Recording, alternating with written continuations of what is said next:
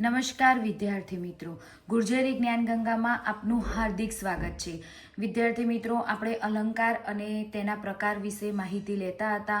એમાં પાઠ 1 થી 4ની અંદર તમે અલંકારના બીજા પ્રકાર જોઈ શકો છો. આજે અલંકાર પાઠ 5ની અંદર આપણે જોવાના છે પ્રકાર અનન્વય અલંકાર. અનન્વય અલંકાર એટલે શું? તો અનન્વય અલંકાર એટલે કે જ્યારે ઉપમેયની સરખામણી ઉપમેય સાથે જ કરવામાં આવે ત્યારે અનન્વય અલંકાર બને છે.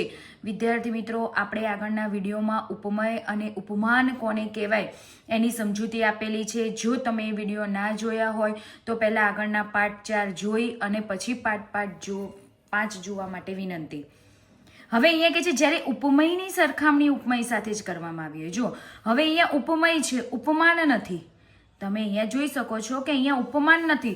શું કહેવામાં આવ્યું છે કે જ્યારે ઉપમેયની સરખામણી ઉપમેય સાથે જ કરવામાં આવે ત્યારે અનન્વય અલંકાર બને છે. ફોર એક્ઝામ્પલ, માં તે માં. જુઓ, માં શું છે? એ ઉપમેય છે, એની સરખામણી એની સાથે જ કરવામાં આવી છે. એટલે કે આપણી વ્યાખ્યા છે કે ઉપમેયની સરખામણી ઉપમેય સાથે કરવામાં આવે તો માં તે માં. તો માં અહીંયા ઉપમેય છે તો એની જ સરખામણી એની સાથે કરવામાં આવી છે. એટલે કે ઉપમેયની સરખામણી ઉપમેય સાથે જ કરવામાં આવે છે. તેને કહીશું અનન્વય અલંકાર.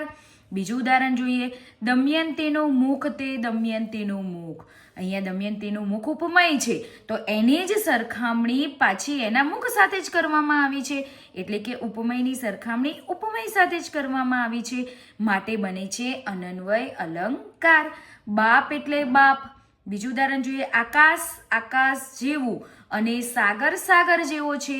એટલે કે અહીંયા તમે જોઈ શકો છો કે જે ઉદાહરણ આપ્યા છે એટલે કે ઉદાહરણની અંદર જ્યારે ઉપમેયની સરખામણી ઉપમેય સાથે કરવામાં આવે તો આપણે એને કહીશું અનન્વય અલંકાર.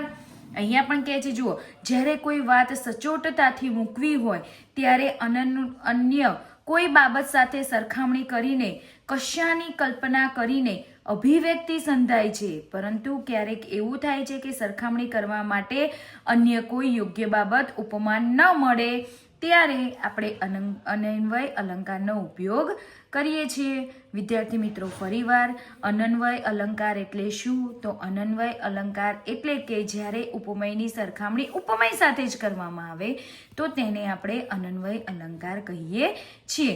માં તે માં. તો માં અહીંયા ઉપમેય છે તેની સરખામણી ઉપમેય સાથે જ કરવામાં આવી એટલે કે માં સાથે જ કરવામાં આવી, માટે અહીંયા અનન્વય અલંકાર બને છે. હવે આપણે બીજું જોઈએ પ્રકાર વ્યાજ સ્તુતિ અલંકાર. જુઓ, વ્યાજ સ્તુતિ અલંકાર. વ્યાજ સ્તુતિ અલંકાર એટલે કે નિંદા દ્વારા વખાણ. નિંદા દ્વારા વખાણ અને વખાણ દ્વારા નિંદાના રૂપમાં હોય ત્યારે વ્યાજ સ્તુતિ અલંકાર બને છે. ફરીથી વિદ્યાર્થી મિત્રો, નિંદા દ્વારા વખાણ કરવામાં આવે કે પછી વખાણ દ્વારા નિંદા કરવામાં આવે તો આપણે ત્યાં વ્યાજ સ્તુતિ અલંકાર બને છે એવું કહી શકાય. જ્યારે કોઈ વ્યક્તિ કે વસ્તુના નિંદાના બહાને વખાણ થાય કે વખાણના બહાને નિંદા કરવામાં આવે ત્યારે તેને વ્યાજ સ્તુતિ અલંકાર કહે છે. આપણે જોઈએ એના ઉદાહરણો કઈ રીતે છે. અરે શું તમારી બહાદુરી, ઉંદર જોઈને ભાગ્યા. જો વિદ્યાર્થી મિત્રો, અહીંયા શું કરે છે? વખાણ કરે અને એના નિંદા કરે છે. અહીંયા વખાણ કરે છે પહેલા, પછી નિંદા કરે છે. શું કહે છે? અરે શું તમારી બહાદુરી. એટલે પહેલા વખાણ કરે કે શું તમારી બહાદુરી છે અને પછી નિંદા કરે છે, ઉંદર જોઈને ભાગ્યા. ખ્યાલ આવે છે વિદ્યાર્થી મિત્રો? અહીંયા પહેલા વખાણ કરવામાં આવે છે અને પછી નિંદા કરવામાં આવે છે. તો આવા સંજોગોમાં આપણે વ્યાજ સ્તુતિ અલંકાર બને છે. બીજું ઉદાહરણ જોઈએ. છગન કઈ માઈક આંગલો નથી, પાપડ તોલ પહેલવાન છે. જોયું વિદ્યાર્થી મિત્રો? પહેલા શું કહે છે? છગન કઈ માઈક આંગલો નથી, કે એ તો પાપડ તોલ પહેલવાન છે. એટલે વખાણ કરી અને નિંદા કરવામાં આવે છે. બીજું ઉદાહરણ જોઈએ. ધન્ય છે તમારી જનેતાને, આવા પથરા પકવ્યા. જોયું? ધન્ય છે તમારી જનેતાને. પહેલા વખાણ થાય છે અને પછી નિંદા કરે છે કે આવા પથરા પકવ્યા. એટલે વ્યાજ સ્તુતિ અલંકારની અંદર આપણે જોઈએ તો નિંદા દ્વારા વખાણ કરવામાં આવતા હોય કે વખાણ દ્વારા નિંદા કરવામાં આવતી હોય તેવા અલંકારને આપણે વ્યાજ સ્તુતિ અલંકાર કહીએ છીએ. ફરીથી એક ઉદાહરણ જોઈએ. કૃષ્ણ છે મહાચોર, સ્મરણ માત્રથી જ ચોરી લે પાપ જન્મોના. જો અહીંયા પહેલા શું કહે છે? કૃષ્ણ છે મહાચોર, એટલે કે અહીંયા આપણે પહેલા કૃષ્ણને ચોર બતાવવામાં આવે છે કે તો મહાચોર છે. પછી આપણે એના વખાણ કર્યા કે સ્મરણ માત્રથી જ ચોરી લે પાપ જન્મોના. એટલે કે વ્યાજ સ્તુતિ અલંકારમાં વખાણના બહાને નિંદા કરવામાં આવે છે અને નિંદાના બહાને વખાણ કરવામાં આવે તો એવા અલંકારને આપણે વ્યાજ સ્તુતિ અલંકાર કહીએ છીએ. હવે વિદ્યાર્થી મિત્રો, ત્રીજો પ્રકાર આપણે જોઈ શકીએ છીએ સજીવારોપણ અલંકાર. જો એના નામ ઉપરથી ફરીથી તમે વાંચો સજીવારોપણ અલંકાર, એના નામ ઉપરથી જ આપણને ખ્યાલ આવશે કે આ કઈ રીતનો અલંકાર છે. સજીવારોપણ એટલે કે કોઈ પણ વસ્તુ નિર્જીવ હોય અને એને આપણે સજીવ બતાવી અને એને દર્શાવવામાં આવે તો આપણે એને કહીશું સજીવારોપણ અલંકાર. હવે આપણે એની આગળ વ્યાખ્યા જોઈએ. જ્યારે કોઈ જડ કે અમૂર્ત બાબત પર ચેતનત્વનું આરોપણ કરવામાં આવે તે સજીવ છે તે રીતે અભિવ્યક્તિ કરવામાં આવે ત્યારે તેને સજીવારોપણ અલંકાર કહે છે. જો આપણને નામ ઉપરથી જ ખ્યાલ આવી જશે કે સજીવારોપણ એટલે કે કોઈ પણ વસ્તુમાં સજીવનું નિર્માણ કરવું એટલે કે સજીવ છે એવું દર્શાવવું એને કહેવાય સજીવારોપણ. આપણે અહીંયા પણ જોયું કે કોઈ પણ વસ્તુ હોય એને આપણે એની અભિવ્યક્તિ સજીવ છે તે રીતે આપણે એની અભિવ્યક્તિ કરીએ તો તેને કહેવાય સજીવારોપણ અલંકાર. નિર્જીવમાં સજીવનું આરોપણ કરવામાં આવે છે. જો સજીવારોપણ અલંકારની અંદર નિર્જીવમાં સજીવનું આરોપણ કરવામાં આવે છે. માનવ સ્વભાવનું આરોપણ નિર્જીવ પદાર્થોમાં થાય ત્યારે સજીવારોપણ અલંકાર બને છે. વિદ્યાર્થી મિત્રો, સજીવારોપણ અલંકાર આપણે જોઈ શકીએ છીએ કે ઘણીવાર કવિતાઓની અંદર એવી કોઈ નિર્જીવ વસ્તુઓ દર્શાવવામાં આવી હોય છતાં પોતાના કાવ્યને રસપ્રદ બનાવવા માટે અને વધારે પડતું સરસ બનાવવા માટે આપણે જોઈ શકીએ છીએ કે કોઈ પણ નિર્જીવ વસ્તુ હોય તો એને સજીવારોપણ કરવામાં આવે એટલે કે સજીવ જેવું દર્શાવવામાં આવે જેને કહેવાય સજીવારોપણ અલંકાર, જેમાં કવિઓ પોતાના કાવ્યોમાં વધારે ઉપયોગ કરતા હોય છે. હવે આપણે ઉદાહરણ જોઈએ. લડી લડીને હેત કરતા વાંસના ઝુંડના ઝુંડ. જો વિદ્યાર્થી મિત્રો, અહીંયા શું છે? અહીંયા નો ડાઉટ આપણે કહીએ છીએ કે વનસ્પતિ હોય એમાં જીવ હોય પણ એ કોઈ ક્રિયા ના કરી શકે, કોઈ ફિલિંગ્સ ના બતાવી શકે, બરાબર? તો અહીંયા શું કહે છે? લડી લડીને હેત કરતા વાંસના ઝુંડના ઝુંડ એટલે નિર્જીવ વસ્તુને અહીંયા સજીવ દર્શાવવામાં આવી છે કે જે વાંસના ઝુંડ છે લડી લડીને હેત કરે છે. ક્યારે આપણે એવું જોયું છે? ક્યારે નથી જોયું, પણ આ માત્ર એક કલ્પના કરી છે. એટલે શું કહે છે? લડી લડીને હેત કરતા વાંસના ઝુંડના ઝુંડ. જો વાવાઝોડું કે પવન આવતો હોય તો તમે જુઓ કે એકબીજા વાંસ હોય એકબીજા સાથે અથડાતા હોય તો અહીંયા કવિની એક કલ્પના કરેલી છે કે લડી લડીને હેત કરતા વાંસના ઝુંડના ઝુંડ એટલે કે નિર્જીવ વસ્તુને સજીવમાં આરોપણ કરવામાં આવેલું છે. બીજું ઉદાહરણ જોઈએ. માણેકની ચીસ એમની પાછળ દોડતી દોડતી આગળ ચાલી. જો ક્યારે ચીસ દોડતી દોડતી આગળ ચાલે? ના ચાલે. પણ અહીંયા આપણને સજીવ બતાવવામાં આવ્યું છે કે માણેકની એટલી મોટી ચીસ હતી, એટલી જોરથી એની ચીસ હતી કે એની પાછળ દોડતી દોડતી આગળ ચાલી. હવે બીજું ઉદાહરણ જોઈએ. રામને સીતાજી માટે વિલાપ કરતા જોઈને પથ્થરો પણ રડી ઉઠ્યા. પથ્થરો પણ રડી ઉઠ્યા. જો રામને સીતાજી માટે વિલાપ કરતા જોઈ પથ્થરો પણ રડી ઉઠ્યા. ક્યારે પથ્થરો રડે?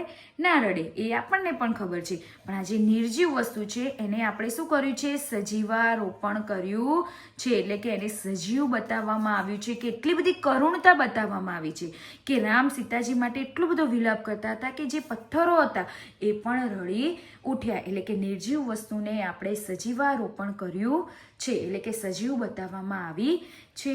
પછી બીજું ઉદાહરણ આગળ જોઈએ. ફૂલ હસતા હતા.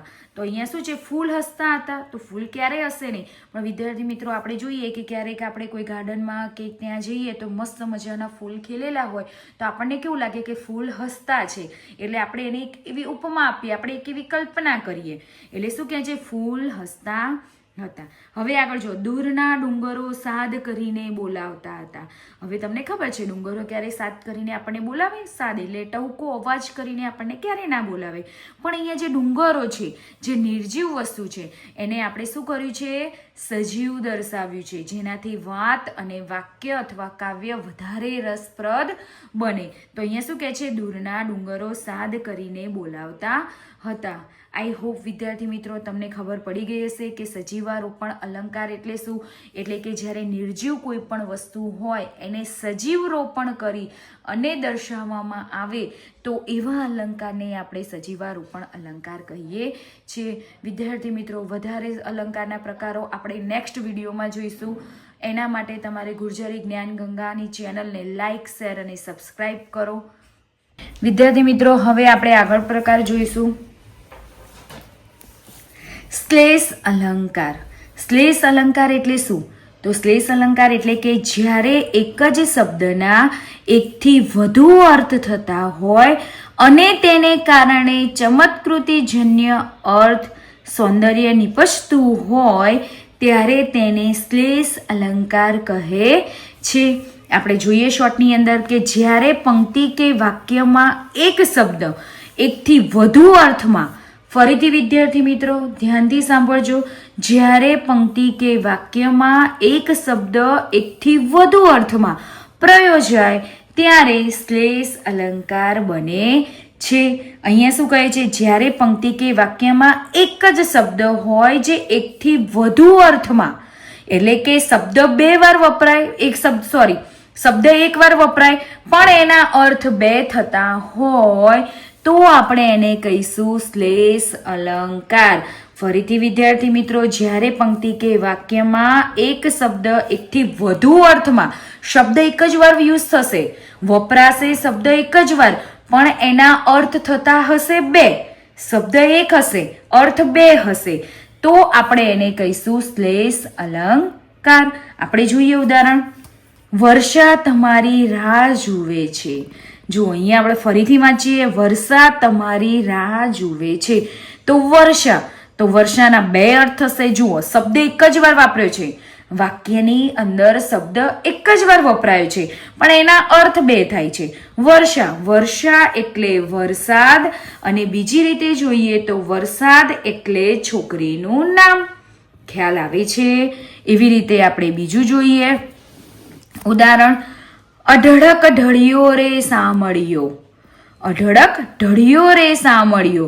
તો અહીંયા ઢળિયો શબ્દ છે, વપરાયો છે એક જ વાર પણ એના બે અર્થ થાય છે. કયા કયા બે અર્થ થાય છે? ઢળિયો એટલે કે ઢળી પડ્યો, અને બીજો ઢળિયાનો અર્થ થશે પ્રસન્ન થયો. ખ્યાલ આવે છે વિદ્યાર્થી મિત્રો? ફરીથી આપણે જોઈએ બીજું ઉદાહરણ, આ રમણીનો રાગ કોને મુગ્ધ ન કરે. જુઓ, આ રમણીનો રાગ કોને મુગ્ધ ન કરે? તો અહીંયા રાગ શબ્દ છે જે વપરાયો છે એક જ વાર પણ એના અર્થ થાય છે બે. કયા કયા? રાગ એટલે સ્નેહ અને રાગ એટલે કંઠની મધુરતા. ખ્યાલ આવે છે? હવે આપણે એક ઉદાહરણ જોઈએ, તમે પસંદ કરેલું પાત્ર પાણી વિનાનું છે. તો આની અંદર દરેકને ખ્યાલ આવી ગયો હશે કે કયા પાત્રની વાત કરવામાં આવે છે. તો અહીંયા પણ બે વસ્તુ થાય છે, અહીંયા પણ પાત્ર શબ્દના બે મિનિંગ થાય છે, વપરાયું છે એક જ વાર, અહીંયા વાક્યની અંદર એનો ઉપયોગ એક જ વાર થયો છે પણ એના અર્થ બે આવે છે. કયા? પાત્ર એટલે વ્યક્તિ અને પાત્ર એટલે વાસણ. વિદ્યાર્થી મિત્રો, અહીંયા આપણે અલંકાર કમ્પ્લીટ કરીએ છીએ. જો આની અંદર તમને કંઈ પણ ડાઉટ હોય તો મને કમેન્ટ બોક્સમાં જરૂરથી જણાવો. હવે આપણે નેક્સ્ટ ગ્રામરનો ટોપિક લઈ અને ફરીથી આવીશું. આના માટે તમે ગુર્જરી જ્ઞાન ગંગા ચેનલને લાઇક, શેર અને સબસ્ક્રાઈબ કરો.